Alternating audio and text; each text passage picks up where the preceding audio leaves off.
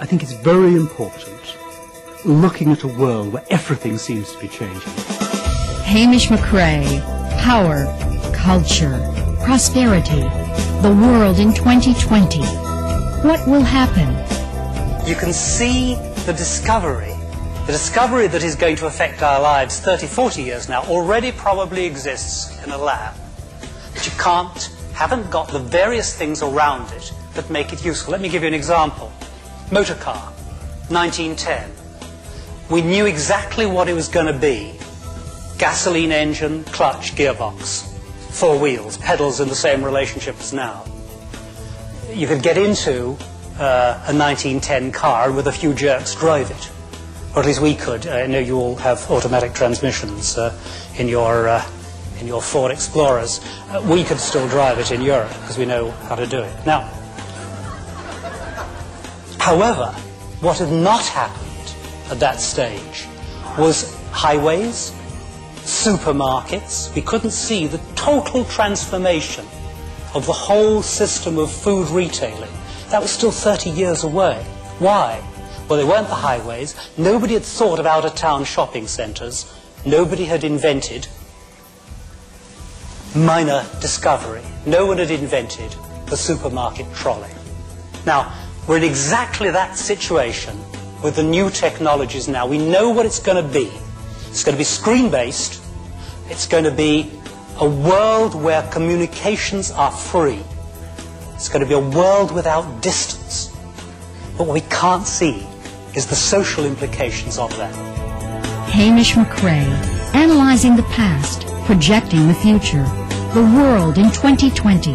Power shifts. At some stage in the next 10 years, and I don't know when it's going to be exactly, the total output of the developing world, it's still called the developing world, is going to be larger than the developed world.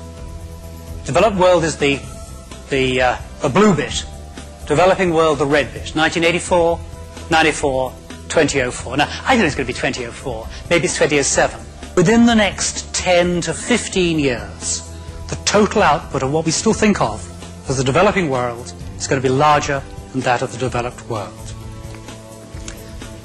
And that is an astonishing change of power, changing a situation which has not occurred for around about 150 years. Hamish McRae, an economic journalist, associate editor for The Independent, the lead writer on finance in the Economist yearbook for more than a decade, predicting the future direction of international markets. His articles are syndicated all over the world. Featured on BBC Radio and PBS television, he is also the highly renowned author of 3 books about the financial world: Capital City, Wake Up Japan, and the highly acclaimed The World in 2020, which has been translated into more than a dozen languages. Since its publication, Hamish McRae has been in demand worldwide as a speaker on the future. I think it's very important, looking at a world where everything seems to be changing, to realize that some things aren't. The things that aren't changing are quality of service, demand for value, being nice to your customers, giving them what they want. In other words, very old-fashioned business virtues. What's new is that change is undoubtedly taking place much more quickly than at any period of human history. Change in products, change in what customers want from those products, change in technology, of course, change in markets. So I think that the successful company is the one that manages to keep its core values, to keep the general principles of running a good business, but actually also be tremendously nimble, to be very light on its feet. We are moving to a world where telecommunications will become infinitely capable and virtually free. And it isn't then the sort of gradual incremental change. This is really, really going to change the world.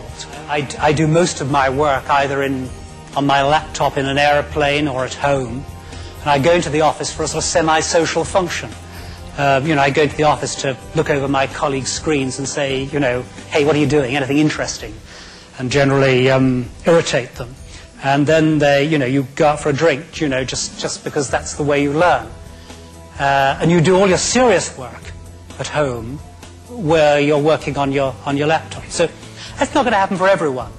But we're going to be the first generation of people where a significant proportion of people can live in different countries from which they work. I had an example of that the other day. I was up in Helsinki. Some people here from Finland, part of your mighty empire. Trantex, a software company up there. They said they had a couple of their people living in the south of France. And they log on in the morning, and they do their software translation, and they log off in the evening. And I said, why is this? Is this Finnish taxes that have led your people to go down to the south of France? No, they just find the food's better. But you see, that is how countries will compete. You can't compete on the weather. You can compete on creating lifestyles which are attractive to highly mobile people. Hamish McRae, projecting cultural changes in the business world. I think most difficult of all is cultural change. Cultural change within a company. There's been a big change in comparative advantage taking place. Manufacturing technology moves across boundaries with astonishing speed. What does not? Well, two things: intellect and culture. How clever we are, how well trained we are, and our culture. Those things that are within ourselves. And I think a lot of the trick of being successful is teaching us to be cleverer, something that we can learn, and grossing up our culture, applying our culture thoughtfully and intelligently throughout the world. And that's going to be a two-way street, learning from different cultures. Mr. McRae shares his expertise with hundreds of companies and organizations all over the world. His topics range from globalization to government and social change. He is also a visiting professor at the University of Manchester Institute for Science and Technology. Are customers changing? Well, in one way, they're not changing. They want value for money, good service. They want a company that they can trust. They want solid brand name. In that sense, they're not changing at all. I think there is one respect that they are changing. They're more confident and they're more willing to experiment. They're more promiscuous. They'll dart about. They'll grab the new product, try it out, see if they really like it or not. And I think that means it's both a great opportunity. It gets you into a customer base where you hadn't been. That's wonderful. It also, of course, means that if somebody else comes along with something that's better, your customers will constantly be trying that. So you will continually be tested against new products, new ideas, new companies. Here are some features which I do believe the developed world will have as characteristics. These are powerfully important, if I'm right, for anybody in the communications business. Low inflation. Lots of reasons why inflation is going to disappear. It doesn't look so crazy as now to say this as it did 5 or 6 years ago when I started believing this was going to happen. One, I think, is elderly voters. As you get near your pension, you don't want to see it whittled away by inflation.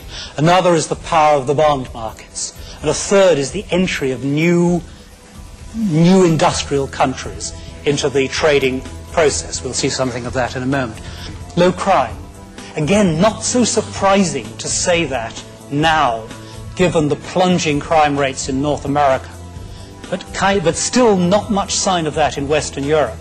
I come from the car crime capital of the world. I believe that crime will go on falling. Why? Well, two reasons. One is young people commit most crime.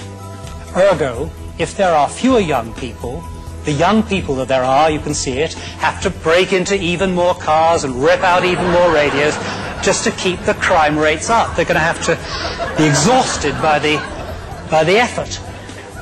But there are other reasons. I think we're moving to a world where there'll be a lower tolerance for disorder. I think we're moving, this isn't just the mayor of New York speaking. I think we're moving towards a society where older values are going to put pressure on society to become more orderly. Everything seems to be changing. For more information on Hamish McRae and the world in 2020, contact the provider of this video.